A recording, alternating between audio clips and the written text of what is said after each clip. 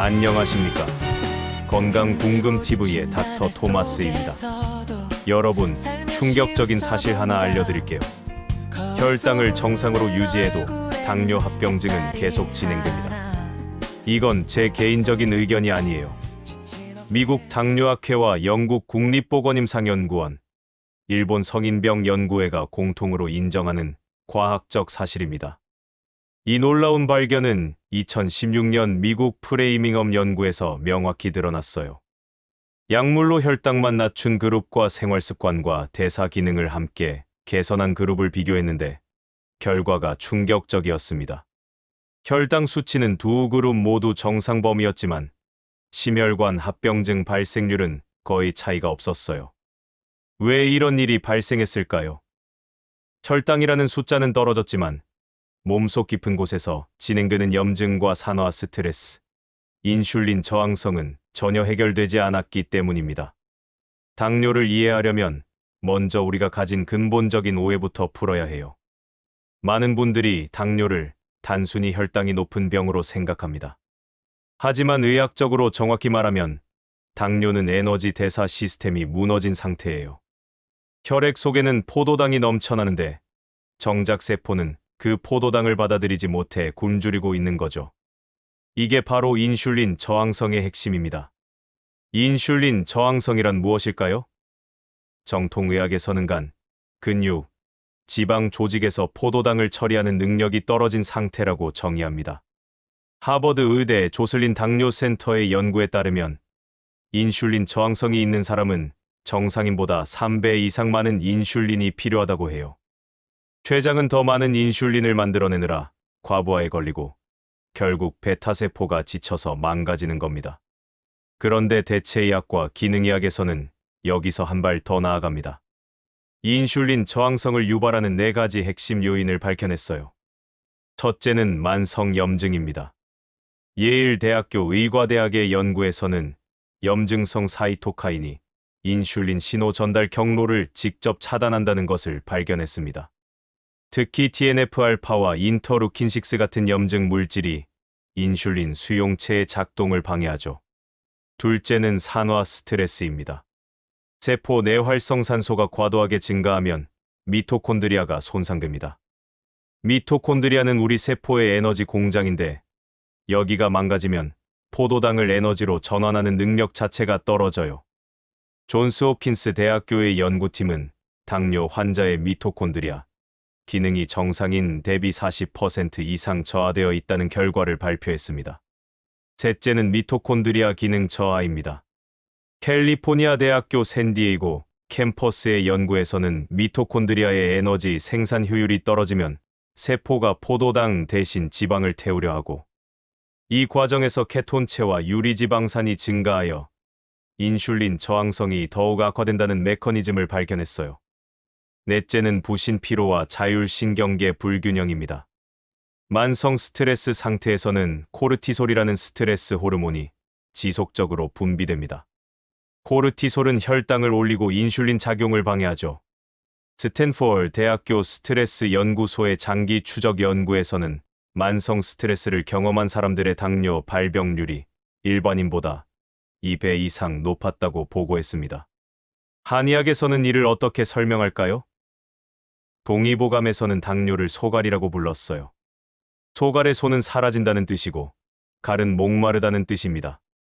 많이 먹어도 살이 빠지고 물을 많이 마셔도 계속 목이 마른 상태를 말하죠. 한의학에서는 이를 음허와 기허로 설명합니다. 음허는 체액과 영양이 부족한 상태이고 기허는 에너지 대사 능력이 떨어진 상태예요. 현대 의학의 인슐린 저항성과 미토콘드리아 기능 저하를 한의학 용어로 표현한 것과 놀랍도록 일치합니다. 그렇다면 혈당 강화제는 무엇을 하는 걸까요? 대표적인 약물인 메트포르민은 간에서 포도당 생성을 억제하고 근육의 인슐린 민감도를 약간 개선합니다. 설포니루레아 계열은 췌장을 자극해서 더 많은 인슐린을 분비하게 만들어요. DPP4 억제제는 인크레틴 호르몬을 활성화시켜 인슐린 분비를 촉진하죠. 이 약들은 분명 혈당을 낮추는 데 효과적입니다. 문제는 근본 원인인 인슐린 저항성 자체를 해결하지는 못한다는 거예요. 영국 옥스퍼드 대학교에서 진행한 UKPDS 연구는 이를 명확히 보여줍니다. 30년 이상 추적 관찰한 결과 약물로 혈당을 엄격하게 조절한 그룹도 미세혈관 합병증은 감소했지만 대혈관 합병증인 심근경색이나 뇌졸중은 거의 줄어들지 않았어요. 왜냐하면 혈관을 손상시키는 진짜 범인은 높은 혈당만이 아니라 염증과 산화 스트레스, 지질 대사 이상이기 때문입니다. 여기서 중요한 개념이 나옵니다. 바로 혈당 스파이크입니다. 식후 혈당이 급격히 올라가는 현상을 말하는데 많은 분들이 이것만 피하면 된다고 생각해요. 하지만 최신 연구는 다른 이야기를 합니다. 진짜 문제는 혈당이 급격히 오르는 게 아니라 포도당이 세포 안으로 제대로 들어가지 못하는 거예요. 마치 문 밖에 음식이 쌓여 있는데 문이 잠겨서 안으로 못 들어가는 상황이죠. 이렇게 되면 어떤 일이 벌어질까요? 첫째, 혈액 속에는 포도당이 넘쳐납니다.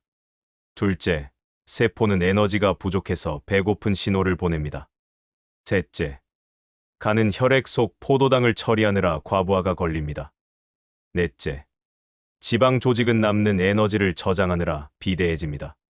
다섯째, 췌장은 더 많은 인슐린을 만들어내느라 지쳐갑니다.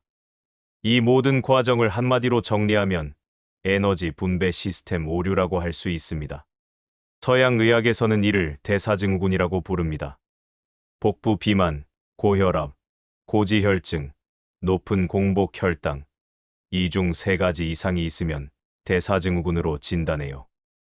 미국 심장학회와 국립심폐혈액연구소는 대사증후군이 있는 사람의 심혈관 질환 위험이 일반인보다 5배 높다고 경고합니다. 대체의학에서는 이를 세포연소 장애라고 표현하고 한의학에서는 기혈순환 장애라고 설명해요. 표현은 다르지만 모두 같은 현상을 가리키는 겁니다. 그렇다면 이 무너진 대사 시스템을 어떻게 회복시킬 수 있을까요? 첫 번째는 올바른 음식 선택입니다. 중요한 건 혈당을 빨리 올리는 음식을 무조건 피하는 게 아니라 세포가 포도당을 잘 받아들일 수 있는 상태를 만드는 거예요. 하버드 공중보건대학원의 연구에 따르면 식이섬유가 풍부한 식사는 혈당 상승을 완만하게 만들고 장내 미생물의 다양성을 증가시켜 인슐린 민감도를 개선한다고 합니다. 현미나 통밀 같은 복합 탄수화물, 적당량의 단백질, 아보카도나 견과류 같은 건강한 지방을 함께 섭취하면 혈당 곡선이 완만해져요. 흥미로운 건 흰쌀밥도 먹는 방법에 따라 달라진다는 점입니다.